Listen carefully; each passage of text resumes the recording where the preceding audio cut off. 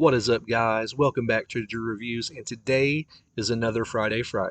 Meaning we're going to talk about the third in the franchise. Today is Friday the 13th, Part 3 in 3D.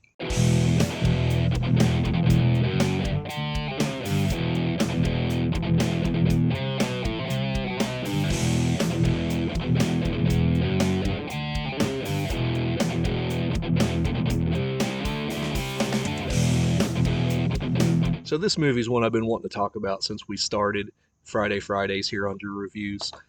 Basically, it's right after the events of the second one. Jason's on the loose. You've got this new cast of teenage characters led by Chris Higgins. They're going to Higgins Haven for the weekend, and they're just going to have fun, let loose. And along the way, they come across this motorcycle gang and Jason Voorhees. So it just escalates from there, and that's basically the plot of Friday the 13th Part 3. So this is another movie like the second one. I don't really care for that cold opening. In the second movie, you had the whole deal with Alice, and I skip it. I do the same thing with this. I think it's fairly poorly lit and poorly acted, and I'm just not a fan of it. So I like to start this movie, where the kids are going up the road to pick up Vera, and the kids in this movie, for the most part, I like them. I like Chris. I think she's one of my favorite final girls, top five for sure, probably top three or four. Shelley. Shelley is a character in this movie that people either just absolutely detest or appreciate, and I'm one of those that appreciates him. I think you need that prankster in a movie like this to kind of alleviate some of that tension, and I like the way he goes down in this movie. You don't actually see it, and so it's coming off as a prank. The rest of everybody else is okay. Vera's all right for what little bit she's in it. The characters of Andy and Debbie really get on my nerves. Um, he's constantly walking on his hands, and so when Jason slices him with that machete, I kind of cheered because only a jerk would walk like that. Debbie has some of the worst dialogue ever. That scene where apparently she's pregnant and she's taking a shower, after they copulate there, and Andy asks her if she wants a beer, and she says no. Andy, can you get me that beer? Andy, I decided I don't want that beer. And the dialogue there is just pretty awful. If you take a drink every time she says that, you'd be well lit up by the end of that scene. The most polarizing character in this story is probably the character of Rick, the one-time boyfriend of Chris Higgins.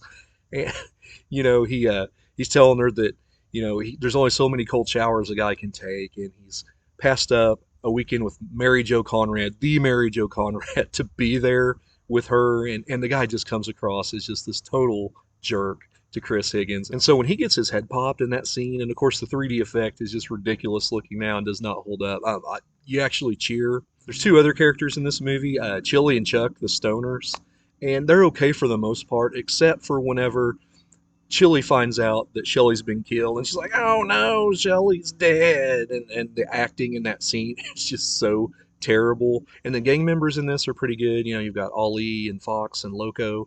I like them for the most part.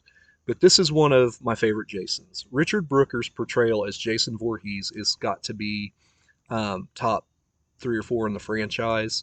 And rest in peace, sir. He's passed on, but he does so great in this role. There's that scene where he gets Vera at the dock when she's sitting out there, and she thinks it's Shelley messing around in a mask, and he takes that harpoon and shoots or spear and shoots it. He just drops the thing like a boss, like a mic drop, and walks off. I love that scene. And that one scene is just absolutely terrifying where he's looking for Chris in the barn and she's hanging from that pole and he's just throwing stuff left and right. And Jason's actually you can tell he's getting visibly upset. Like I said, that scene's terrifying. One of the most mad we've ever seen Jason get. But yeah, job well done by Richard Brooker in this movie. Definitely one of the better Jasons in the franchise. As far as favorite kills, that one with Vera has to be one of them, with the spear gun. And then Rick, as silly as that kill is pretty good.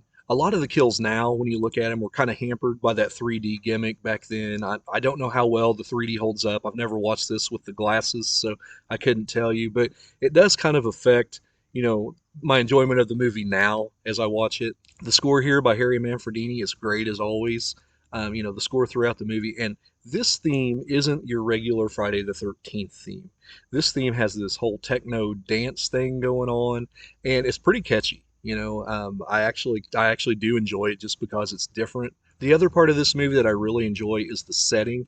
Higgins Haven is not a camp like a lot of the others, but it is, a really cool cabin, a really cool barn, and the lake kind of brings it down because it was this man-made little pond, so it doesn't feel epic.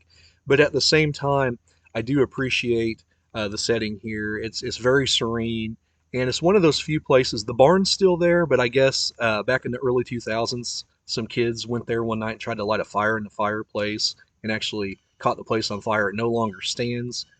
I heard a couple of years ago they were talking about rebuilding it, the owner of that place. So that'll be something interesting to keep an eye on. But I really do like Higgins Haven. When they're driving over the boards when they come in and they're all kind of lifting up.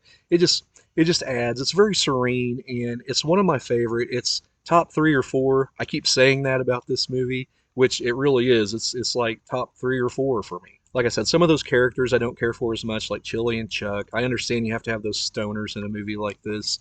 Rick, the boyfriend, he's an awful character. I guess that's by design, so he's supposed to be that way, but he's so unlikable.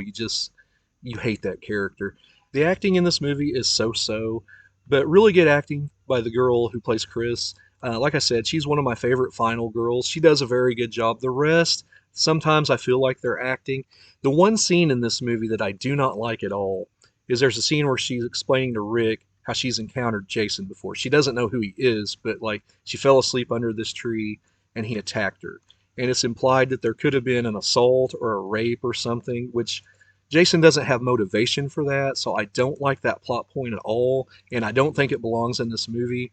But it's kind of paid off later on whenever, Jason's hanging there, and that is one of my favorite stunts in the entire movie when she pushes him out of that barn with that rope around his neck and he hangs. It's just that is so brutal. But as he's hanging there and she opens those barn doors, he lifts up his mask and smiles at her, and it pays off that earlier scene that I don't like.